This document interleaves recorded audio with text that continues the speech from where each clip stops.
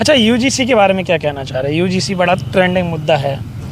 Bharatiya Janata party तो इसका जवाब ही नहीं देती है। जिससे भी पूछते हैं वो ये कहते हैं कि जो कोर्ट का फैसला आएगा वही स्वीकार है। आप इसके समर्थन में हैं या फिर आपका भी यही कहना है?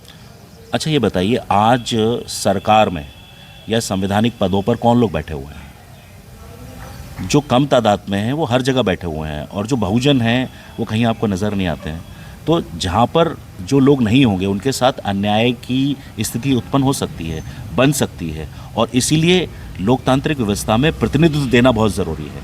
और प्रतिनिधित्व हम आरक्षण के थ्रू भी देते हैं, प्रतिनिधित्व हम जो है इलेक्शन के माध्यम से भी देते हैं। तो जब तक उस समाज के व्यक्ति वहाँ नहीं बैठे होंगे तब तक अन्याय की स्थिति होती रहेगी। और ये अन्याय की स्थिति आज की नहीं है, ये 5000 वर्षों से चली आ रही है, और ये हमारे विश्वविद्यालयों में भी है।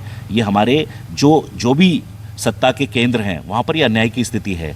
इस स्थिति को मिटाने के लिए यदि कोई कायदे कानून बन रहे हैं तो हम समझते हैं वो संविधान के हक में है, वो बराबरी के हक में है। तो दलील दी जा रही है कि इसका दुरुपयोग होगा, तो ऐसा कौन सा कानून है दुनिया के अंदर जिसका दुरुपयोग नहीं हो सकता? वो तो सरकारों का काम है ना कि उसके दुरुपयोग को रोकें और इस तरह के नियम कानून बनाएं।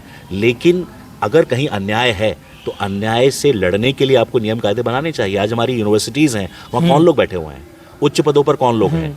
उनमें ज़्यादा पढ़ने वाले कौन हैं? वहाँ वो समाज तो है ही नहीं जो वंचित समाज है, जो दबा कुचला समाज है। अगर वहाँ पर वो समाज पहुँचता है और उसके साथ अन्याय की स्थिति बनती है, उसके साथ कोई भेदभाव होता है, तो उस भेदभाव को कम करने के लिए यदि कोई कायदे कानून बन रहे हैं तो मैं समझता हूँ कि ये उचित है और बनना चाहिए। जिस तरह से रोहित वेमुला ने आत्महत्या की और जिस तरह से डॉक्टर्स एग्ज़ाम क्लियर करके जा रहे हैं और वहाँ के भेदभाव से वो कहीं ना कहीं परेशान होकर, मानसिक उत्पीड़न सहकर अगर वो इस दुनिया से चले जाते हैं, वो आत्महत्या कर लेते हैं, तो इनको कहीं ना कहीं हमें एड्रेस करना होगा ना, इनको हमें कहीं ना कहीं सही करना होगा ना। और अगर इस सही करने के लिए अगर नियम कायदे बन रहे हैं तो किसी को आपत्ति नहीं होनी चाहिए। अगर कानून है तो कानून को अपना काम करना चाहिए। और फिर मुझे बता दीजिए ऐसा कौन सा कानून है, चाहे वो BNS हो या कोई भी कानून हो, क्या उसका मिसयूज़ नहीं हो सकता?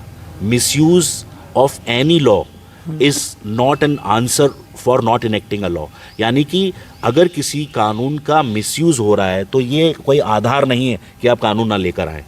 कानून में इस तरह के सेफगार्ड्स को बंद किया जाए, सेफगार्ड्स लाइए ना, उसके अंदर इस तरह के सेफगार्ड्स लाइए कि उसका मिसयूज़ ना हो पाए, है ना। तो मैं पूरी तरह से सहमत हूँ कि ये रेगुलेशन 2012 में भी आए थे और ये रेगुलेशन अभी भी आए हैं।